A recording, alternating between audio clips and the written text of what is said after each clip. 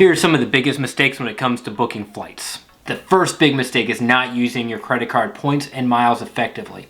Now, when it comes to using points and miles effectively, there's many tips and strategies for you to be able to get the maximum value out of those points. Just because you happen to have points with one credit card group, like Chase or American Express, doesn't mean you need to use their travel portal. You can actually transfer those points out to one of their airline partners and book a flight that way. And just because you transfer those points to a specific airline doesn't mean you have to fly on that airline. For example, if you transfer your points to British Airways, you can book any one of their partners, like American Airlines or Cathay Pacific, utilizing those points. And that's typically how you're going to be able to get the maximum value.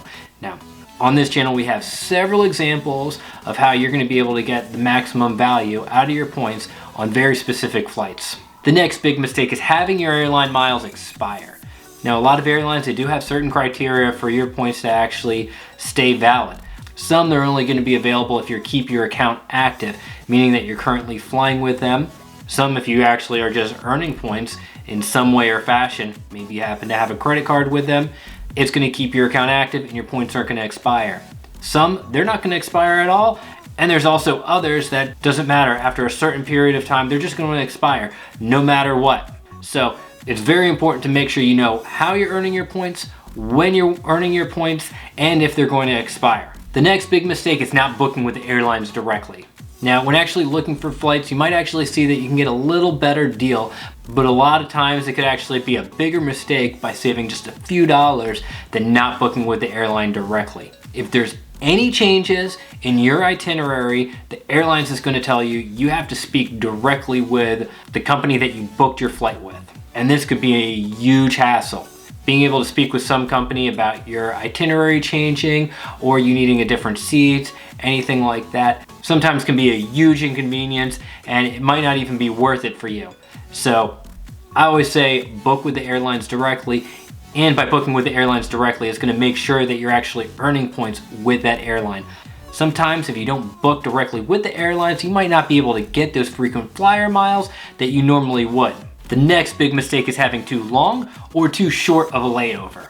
One of the worst feelings on your travel day is worrying about when your flight's going to actually touch down, you're going to be able to get off, and you being able to make it to your next flight because you only have a 45-minute layover and your connecting flight happens to be all the way on the complete opposite side of the airport. And on the other hand, having a 6-hour layover in an airport sometimes is going to be one of the biggest inconveniences possible on a travel day when all you're thinking about is either getting to your destination, being able to enjoy your vacation, or wanting to get home because you're just so exhausted from the trip you just took. Now, we've actually talked about something called a positioning flight, where you're booking one leg of your flight separately than the other leg for you to be able to get a better deal.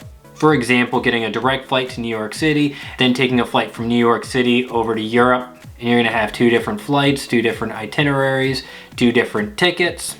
Just remember, when you're doing this, you're actually going to have to leave security, you're gonna have to get your bag, you're gonna have to check your bag again, and then go through security. So make sure you do plan accordingly with your layover if you are doing this method. Now, there's a lot of people that might disagree with me on this one, but it's booking a budget airline.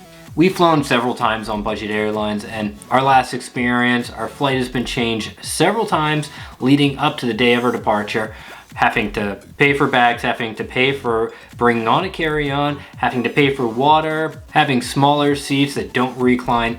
These are all things that you experience on a budget airline.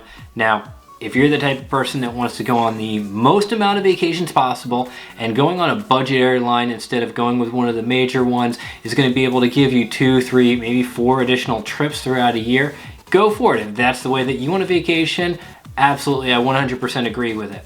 But for us, having that extra stress, having that extra hassle, and having the additional inconveniences for us sometimes just isn't worth it. The next big mistake is not getting travel insurance. Now, some people, when they're planning their trip, spending a little additional money for actually having travel insurance or booking your flight that it can be canceled instead of non-refundable.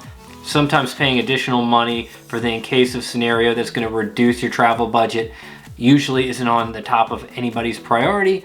But when you happen to get sick or need to cancel your flight the day before you're supposed to take off, Can be even more disappointing when you find out that you're not able to get your money back for the flights that you purchased. Making sure you avoid these mistakes is going to help you out a lot on your next flight, but if you want to make sure you're getting the lowest flight possible, check out this video here. Thank you for watching. I'll see you in the next video. Bye guys.